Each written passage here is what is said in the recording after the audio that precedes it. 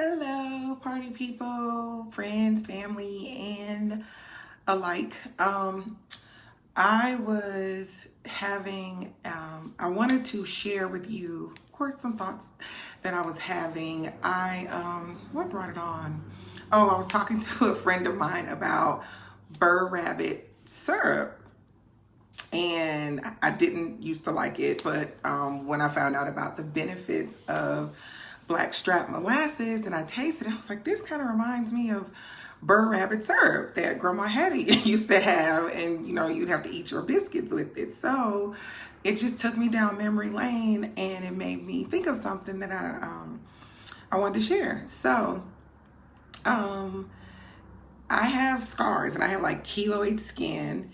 And so if I cut myself or injure myself, it's less likely that it will like go away completely. I will normally have some remnants of the scars left on my body. So I have like this one under my arm where I had to have stitches. I have another one on the lower part of my thigh, right above my knee. I have one on my wrist that I'll tell y'all about. So I was like, I haven't liked them. Like I didn't like them. And I was like, why does my skin have the keloid, right? But anyway, one of the biggest scars that I have is under my right, this is not my right, under my left arm. And I practiced this, so y'all be looking at but under my left arm. So I had 13 stitches. And I think I was about 7 years old. So as most of you know, hey Bridget, I was raised in Los Angeles, and which is where I live with my mom and my extended family, and then my uncles and cousins out there, and then my father and like the rest of my family on my mother and father's side all lived in Albany, Georgia, and in Georgia for the most part. And so I would spend the summers with my dad and the school year with my mom. So one summer, like I said, I was about 7. I was at my great-grandparents' house. My great-grandparents, Hattie and Willie Newkirk. Papa Willie was born in 1898 and Grandmama Hattie was born in 1900. So I love to go over their house and play. Like they stayed in the house my great-grandfather built with his hands on the cement blocks. It was just amazing to me. And I would make mud pies. And so this one day I was making mud pies, and it was karma negative karma, because I had started using real sugar on my mud pies. And I remember my great-grandmother she had gotten mad, and she was like, Keenie, now I know you're not using real sugar on those mud pies, because I took the mud pies extremely serious. This was a real big deal to me. I was there by myself all the time, spending the night, because you from the city, you get to spend the night. My cousins that were from there, you don't get to spend the night out like that in the country. So as much. So I'm making the mud pies, using real sugar, doing everything wrong, but having a blast right in the backyard.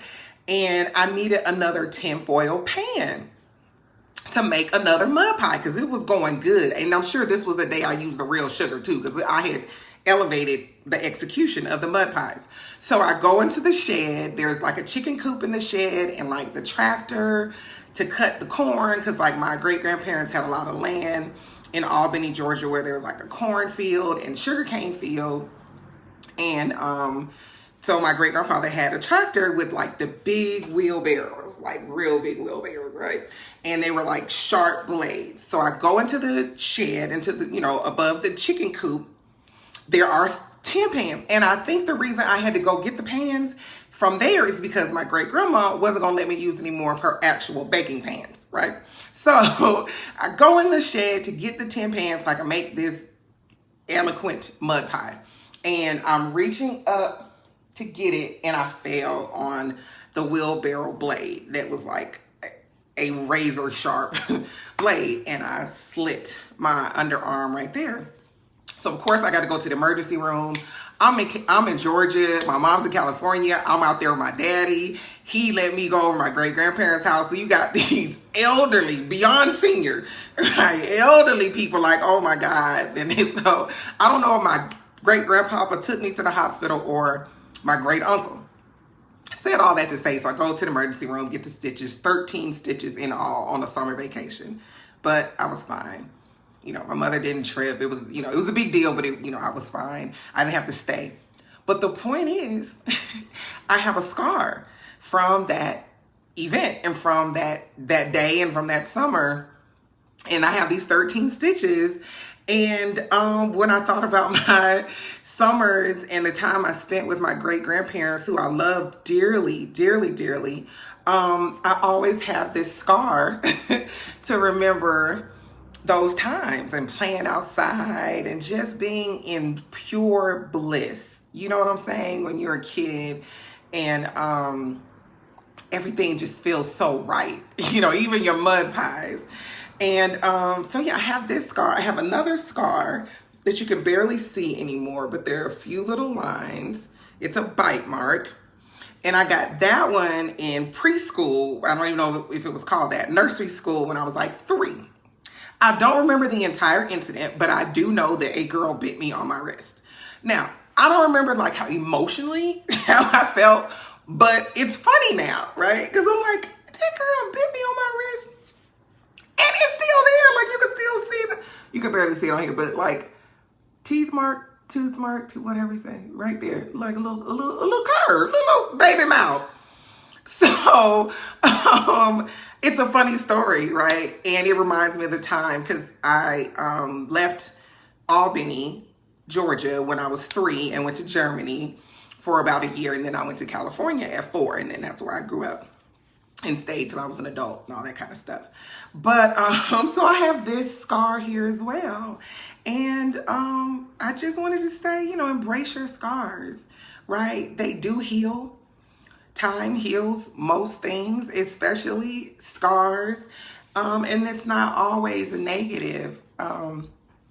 They can have some good memories and they can have some good lessons attached to them as well. So I was just thinking about my scar and making my mud pies. And here's the thing.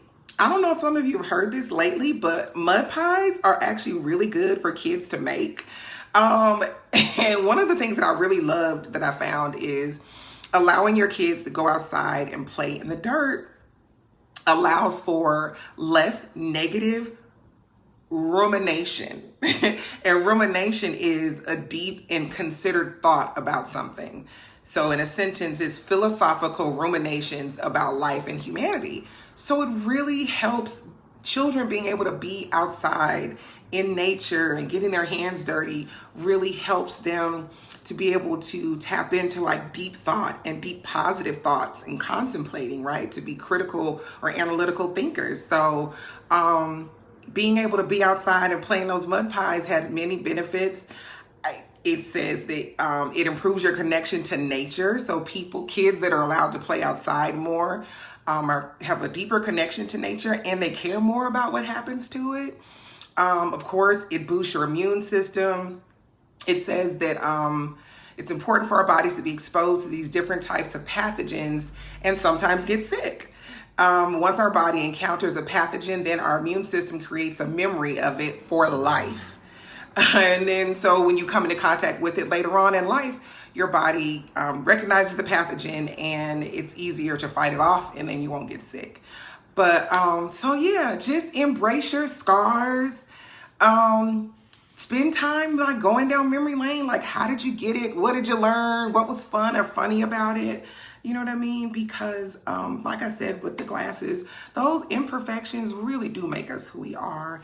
And they're like a roadmap to our life. So I have these 13 stitches that healed in a way to remind me of wonderful, blissful times with my great-grandparents over the summers and just all that pure love and peace and settledness that you get from being around your grandparents and especially your great-grandparents if you're fortunate.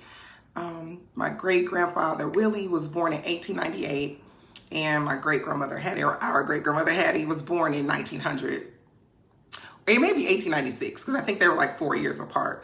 But so I had him for half of my life, from a young age to about 15 or 16.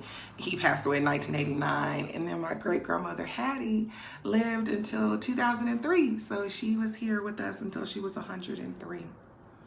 So yeah, that was all I just wanted to share really quickly about embracing your scars and taking time to go down memory lane.